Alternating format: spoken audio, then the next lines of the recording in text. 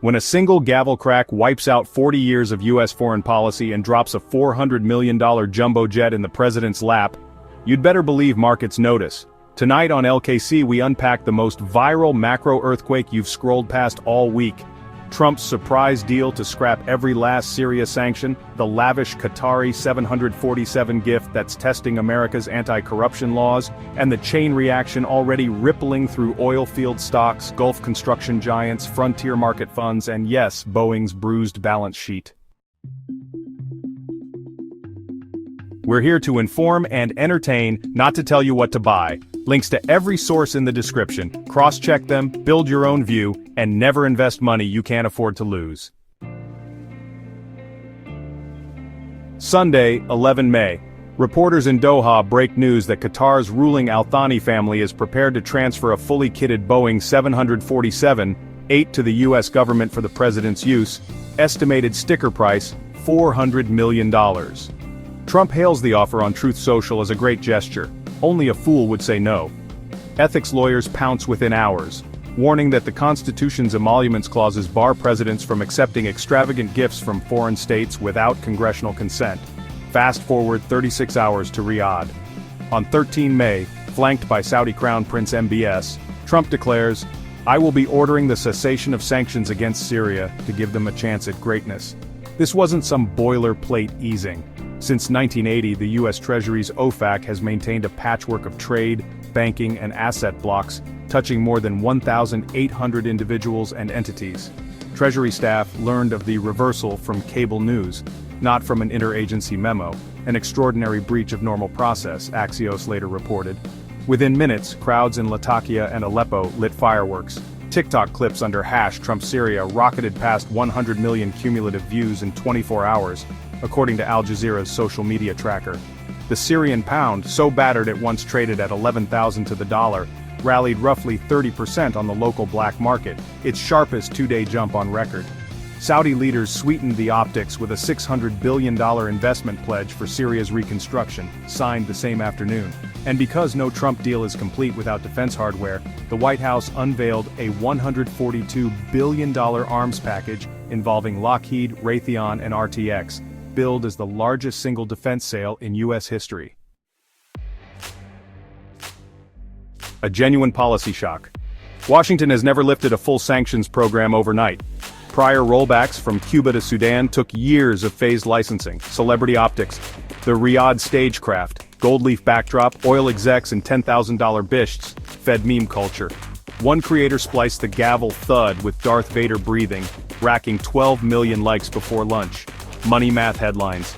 600 billion plus 142 billion plus 400 million plane makes an irresistible thumbnail, even if the numbers refer to mouse, not wired cash. Conflict clicks. Syria's new interim president, technocrat Ahmed al-Sharaa, earned exactly 2 Reuters mentions before this week. Now he's a household name in FinTwit threads debating Iraq 2004 v2-0. Follow the jet fuel, follow the cement dust, follow the lobbying filings. Plane already parked in San Antonio for preliminary retrofit inspection. White House legal counsel argues the aircraft will be government property, not a personal gift, dodging the emoluments minefield. Senate Majority Leader Chuck Schumer vows to block DOJ nominees until he sees the paperwork. Meanwhile, Boeing inks a separate 160 jet sale to Qatar Airways during Trump's Doha stop, sweetening BA's order book just as MAX 10 certification headaches drag on. Ankara's Renaissance and Limac sound out $10 billion in EPC contracts for port, rebuilds at Tartus and Latakia. Frontier EM fund managers at JP Morgan frame Syria as the new Iraq, but flag liquidity. The MSCI Frontier Index has no Syrian exposure and ETFs exited frontier markets this year because of convertibility risk. Halliburton and SLB teams quietly tour shuttered oil fields in Deir ez-Zor to scope brownfield restart costs. Gulf sovereigns chase soft power returns, Qatar eyes a Homs food processing JV, UAE's ADQ scouts hotel sites in Palmyra, Lockheed's C-130J, RTX Patriot batteries and potential MQ-9B drones headline the Saudi package. Israel grumbles that an F-35 import could erode its qualitative military edge. Congress may trim the deal's actual bookable value. Okay, money movers, here's where the rubber meets the 10K. Halliburton and SLB derive under 2% of revenue from sanctioned states today. If Syria restarts even half of its pre-war 385 kb PD capacity, incremental capex could add $2 to $3 billion in annual service spend, worth 20 to 30 BPS to HAL's top line, and 25 BPS to SLB's, assuming they win one-third of contracts. A precedent, Iraq's southern oil ramp-up added roughly 40 BPS to SLB between 2010 and 2013. Dubai-listed Emaar spiked 5% intraday on rumors of a 150,000-unit housing MOU for coastal Syria.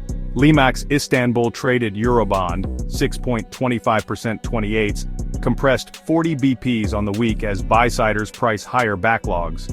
BlackRock just shuttered its physical frontier markets ETF, citing capital controls headaches. That leaves synthetic swap vehicles like DWS's X-Trackers Frontier. Expect zero Syria exposure until MSCI adds a standalone index, which took Iraq 9 years. Frontier PE funds may step in first. Lebanese Vehicles and Ghassan Aboud's Dutch group already tout a $1 billion pipeline.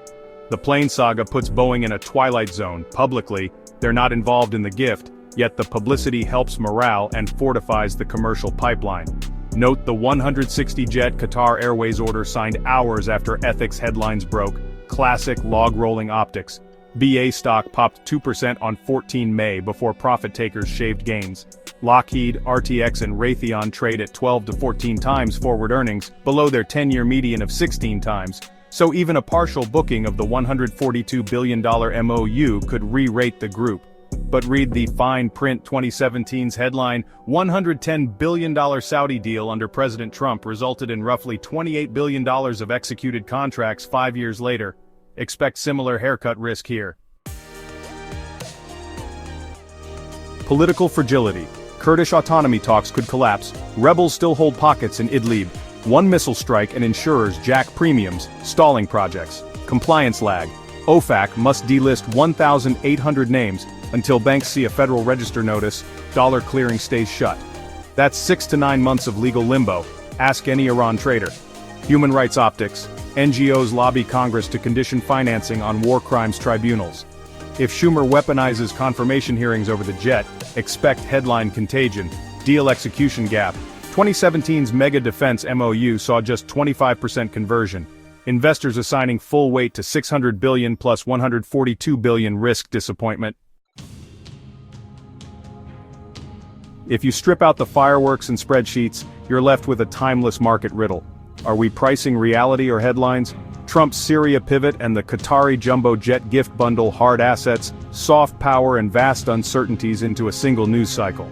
For oilfield services, Gulf builders and Boeing, the upside is real, but so is the whipsaw risk if politics U-turn again. Keep your position sizes sane, watch the Federal Register, and as always, keep compounding.